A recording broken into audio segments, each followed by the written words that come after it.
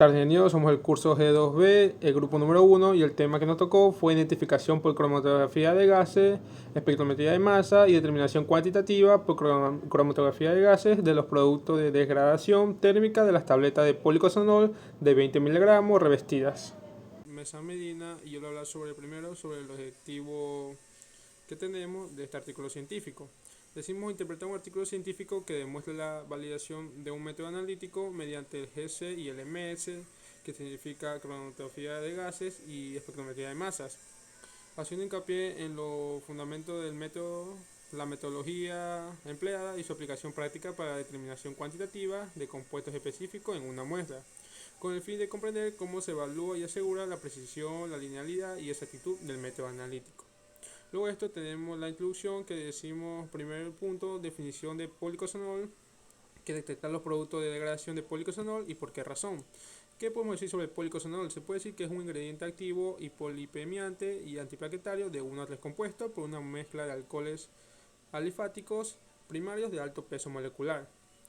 Luego también podemos decir, como segundo punto, demostrar las tabletas de policosanol en diferentes dosis presente producto de degradación bajo condiciones de almacenamiento extremo, que decimos que a realizar estudio bajo condiciones drásticas de almacenamiento a las tabletas de policosanol con una dosis de 5 a 10 miligramos mostraron que a elevadas temperaturas aparecen productos de degradación.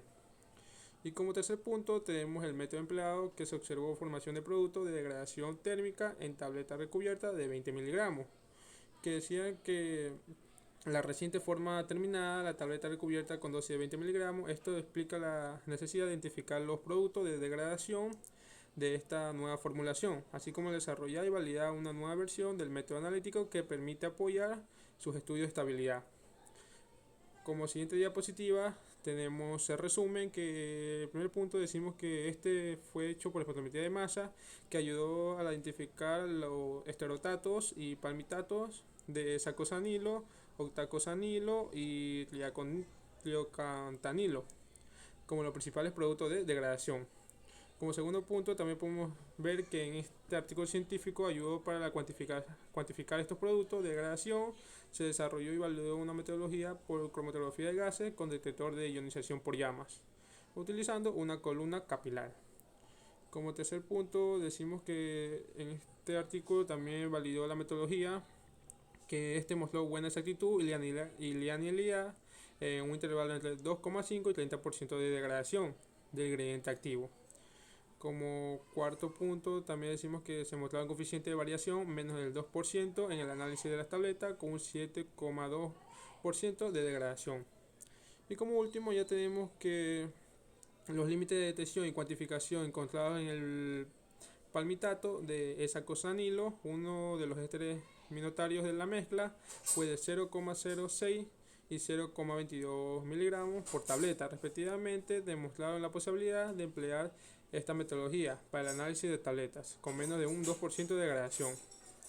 Y ya como último tenemos la aceptabilidad de este método, que decimos que es aceptable para analizar los productos de degradación térmica de las tabletas de policosanol debido a su capacidad para separar y caracterizar compuestos en una muestra, ya que la cromatografía de gases separa los compuestos según su botabilidad, y la espectrometría de masa identifica los compuestos basándose en las masas moleculares, y esto permite una detección precisa de los productos de degradación, cuantificación de sus concentraciones.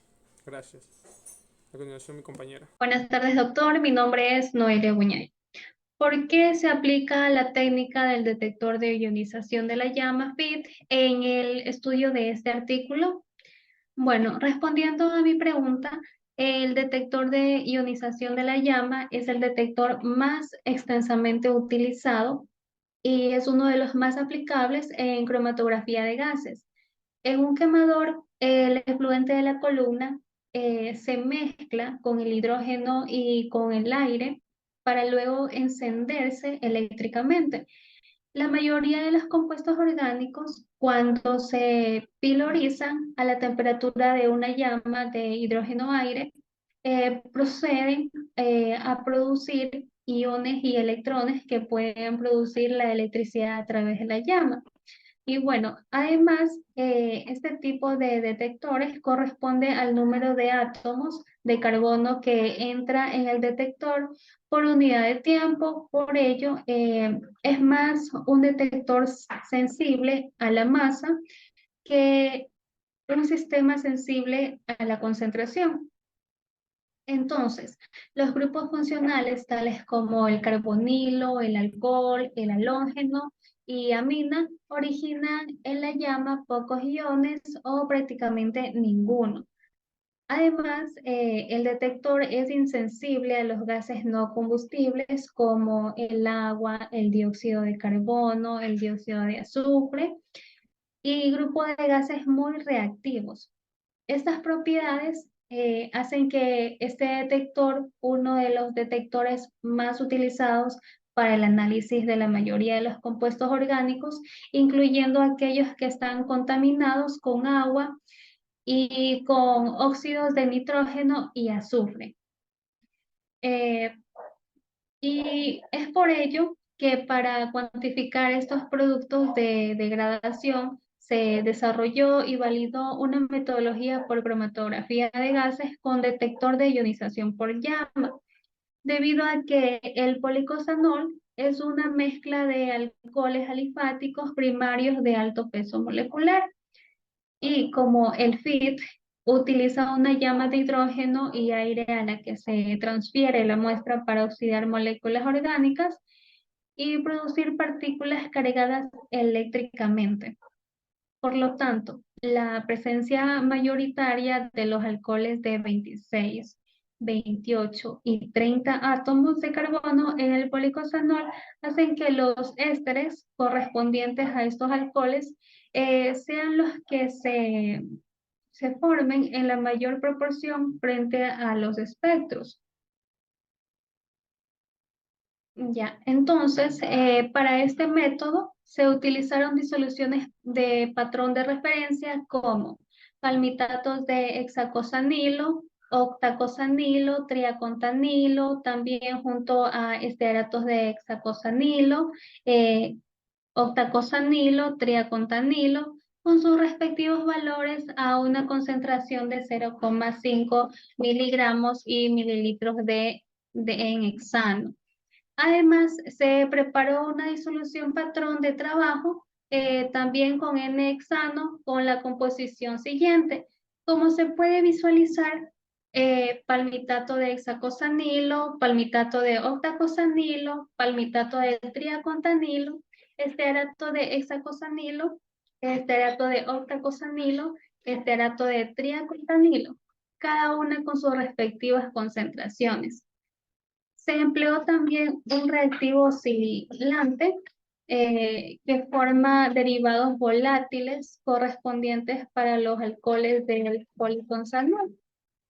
En equipos se empleó un cromatograma de gases modelo GC14B con una marca de Shimatsu con un detector de ionización por llama acoplado a un sistema de cómputo como el espectrómetro de masas GC 8000 series MD800 con la finalidad de obtener masas de forma continua de 40 a 800 en relación a la masa carga.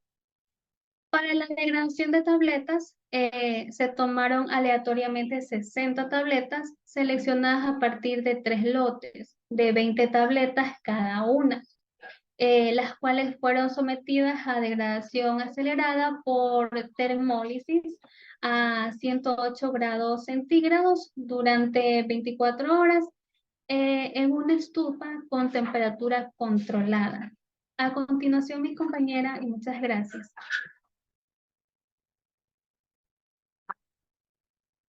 Buenos días, ingeniero. Yo voy a dar una breve exposición sobre algunos de los puntos del artículo asignado. Preparación de la muestra. Se tomaron aleatoriamente 20 tabletas degradadas, se pesaron y se le determinó el peso promedio que oscila alrededor de 176 miligramos. Se trituraron en el mortero hasta obtener un polvo fino y homogéneo. En un tubo de ensayo se pesó con una exactitud de 0,1 miligramos alrededor del peso promedio de la tableta. Se le añadieron 3 mililitros de la DPL. Se calentó a 60 grados centígrados con agitación ocasional durante 15 minutos. Se filtró en caliente con un papel filtro, añadir con una alícuota de 500 microlitros y se transfirió a un billar de 1,8 mililitros, al que se adicionaron 50 microlitros de MSTFA. Se calentó durante 15 minutos a 60 grados centígrados para derivatizar los alcoholes del ingrediente activo, con lo cual se evitan absorciones irreversibles de estos alcoholes en el sistema cromatográfico y se analizó por cromatografía de gas. Las masas correspondientes a los productos de degradación se obtuvieron por el método del patrón interno, de acuerdo con la siguiente ecuación que ahí podemos ver, que es AI multiplicado por MP por fin dividido a P. Ahora donde veremos qué significa cada uno de estos, donde MI es la masa del compuesto I, o sea, inicial, que se representa por miligramo, hay el área de compuesto inicial, MP es la masa de patrón interno en miligramos, y API es área de patrón interno, F y M el factor masivo de respuesta relativa. La masa total de los productos de degradación en las tabletas se calculó por la sumatoria de las masas individuales de todos los análisis determinados por cromatografía de gas. Este resultado se corrigió teniendo en cuenta la masa de la muestra, es decir, del policosano, y la masa promedio de las tabletas analizadas. Ahora pasamos a la siguiente diapositiva, donde veremos la validación del método. La precisión se determinó a través del porcentaje de coeficiente de variación obtenido en el estudio de repetibilidad. Un analista en el mismo día y un mismo equipo. Y en el estudio de precisión intermedia, 2 analistas en diferentes equipos durante 3 días. Para el estudio de linealidad y exactitud se tomaron alrededor de 20 miligramos de policosano sin degrada y se contaminaron con la masa de esteres correspondiente a 2,5, 5, 10, 20 y 30% de degradación. La regresión lineal se obtuvo por el método de los mínimos cuadrados, para lo cual se consideraron las masas encontradas y en función de la marca añadida X. Las T experimentales se calcularon según la siguiente fórmula, donde podemos ver el 100 restado para el recobrado promedio por la raíz cuadrada del número de días dividido para el coeficiente de variación. Los límites de detención y cuantificación se determinaron por sucesivas diluciones de una muestra de concentración conocida. Pasamos a la siguiente diapositiva, donde veremos resultados y la discusión y la identificación de los productos de degradación. Como podemos observar en el gráfico, las tabletas con dosis de 20 miligramos de policosano sometidas a condiciones de estrés mostraron la aparición de 4 picos extras al ser analizadas por cromatografía de gas, lo que indicó la ocurrencia de un proceso de degradación. Se observó que las condiciones cromatográficas empleadas permiten la separación de los componentes del ingrediente activo con tiempos inferiores a los 3 minutos y de los productos de degradación entre 4 y 8 minutos. Los productos de degradación formados que ahí están mencionados en la gráfica por la cromatografía de grasa por espectrometría de masa fueron 1. Palmitato de hexacosanilo, 2. una mezcla de palmitato de octacosanilo y estearato de hexacosanil. 3. Una mezcla de estearato de octacosanilo y palmitato de triacontanil. Y 4. Estearato de triacontanil. La identificación se realizó por comparación de los espectros obtenidos con los compuestos similares de la Spectrotec y con los espectros obtenidos para los patrones sintetizados. La formación de estos productos de degradación térmica puede deberse a la interacción de recipientes. Este arato de magnesio compuesto por una mezcla de este arato y palmitato de magnesio con los alcoholes de policosano. La presencia mayoritaria de los alcoholes de 26, 28 y 30 átomos de carbono en el policosanol hace que los ésteres correspondientes a estos alcoholes sean los que se forman en mayor proporción, es decir, en mayor cantidad. La coelución de los pares de compuestos identificados en los picos 2 y 3 que se mencionan allá en la gráfica y están señalados, fue corroborado por comparación con los cromatogramas de las soluciones de referencias individuales. Ahora pasamos a la última diapositiva, donde veremos las características del método utilizado, es decir, la espectrometría además. En un espectrómetro de masa, los iones se generan en una cámara de alto vacío. Se basan en el impacto electrónico para generar iones y en la curvatura de trayectoria mediante el campo magnético para separar las masas. Los espectros de masa pueden registrarse en forma de gráfico o de tabla.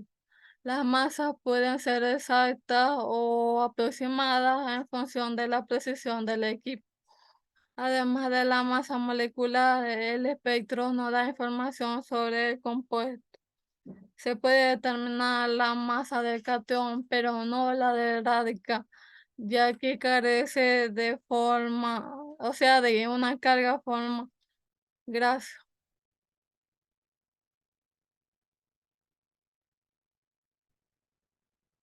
Ok, la validación del método cuantitativo. El método cuantitativo que aquí se usó fue un método preciso, exacto y también lineal para determinar la cantidad de ésteres presentes en las muestras.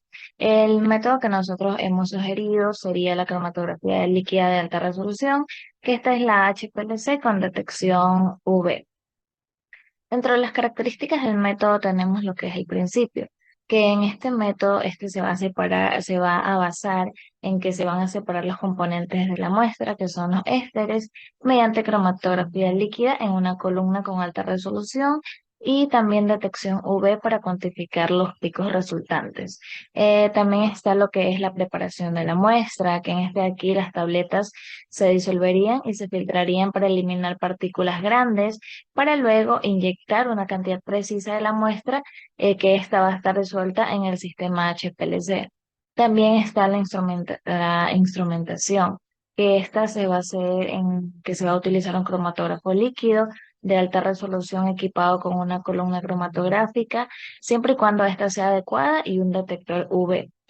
También aquí va a estar la longitud de onda de detección, que esta se va a ajustar para optimizar la detección de los ésteres. También se encuentra la calibración y la cuantificación, que aquí se van a preparar estándares de ésteres en concentraciones conocidas y se van a inyectar en el HPLC para construir una curva de calibración. Luego de esto, las muestras desconocidas se van a inyectar en el sistema y se van a cuantificar en función de las respuestas del detector y de la curva de calibración. Este método del HPLC es ampliamente utilizado en el análisis farmacéutico debido a su alta sensibilidad, selectividad y también la capacidad para separar y cuantificar los compuestos en mezclas complejas. También tenemos lo que es la relación y las diferencias. Ya, en la relación entre estos dos métodos es que ambos métodos, tanto el método original como el método HPLC que hemos propuesto, tienen como objetivo cuantificar la cantidad de ésteres en tabletas. Ambos métodos involucran la preparación de muestras y la cuantificación de los compuestos, aunque utilizan principios y enfoques analíticos totalmente diferentes. Y en cuanto a lo que es la diferencia entre estos métodos, está la técnica analítica, la detección, la exactitud y la precisión, la sensibilidad, la versatilidad también. Dentro de la técnica analítica, este método original se basa de alguna forma en lo que es la cuantificación química, mientras que el HPLC es una técnica cromatográfica. Dentro de la detección, el método original utiliza una ecuación de regresión basada en la degradación de los alcoholes que componen el ingrediente activo, y en el HPLC se utiliza la detección UV para poder de esta manera identificar y cuantificar los compuestos que se encuentran separados en la columna. En la exactitud y la precisión, aquí ambos métodos son precisos y exactos, pero el HPLC generalmente es el que se considera más preciso debido a su capacidad para separar selectivamente los componentes individuales en la muestra. En la sensibilidad, el HPLC es mucho más sensible en comparación con los métodos de cuantificación química, lo que aquí va a permitir la detección de niveles más bajos de los compuestos. Y dentro de lo que es la versatilidad, el HPLC es una técnica analítica versátil, que esta aquí va a poder utilizarse para una amplia gama de compuestos y de aplicaciones, mientras que en el método que se usó originalmente, este se va a encontrar diseñado específicamente para lo que son los estándares en las tabletas.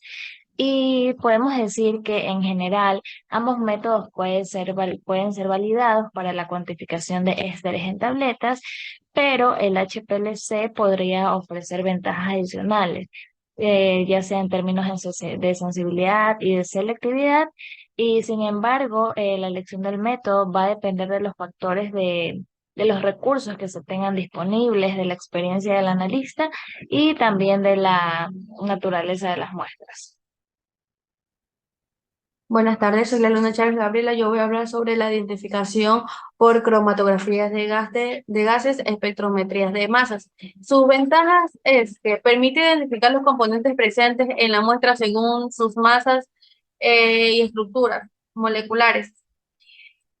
Sus desventajas es que requiere equipos muy costosos y experiencias en interpretaciones de espectros de masas, que puede requerir la preparación de estándares para comparación. Y en su determinación cuantitativa, la ventaja es que proporciona mediciones precisas de las concentraciones de los compuestos presentes. Es útil para conocer la cantidad de productos de degradación y evaluar la estabilidad de productos. En su desventaja es que puede requerir la calibración y preparación de estándares. La sensibilidad puede variar según los compuestos.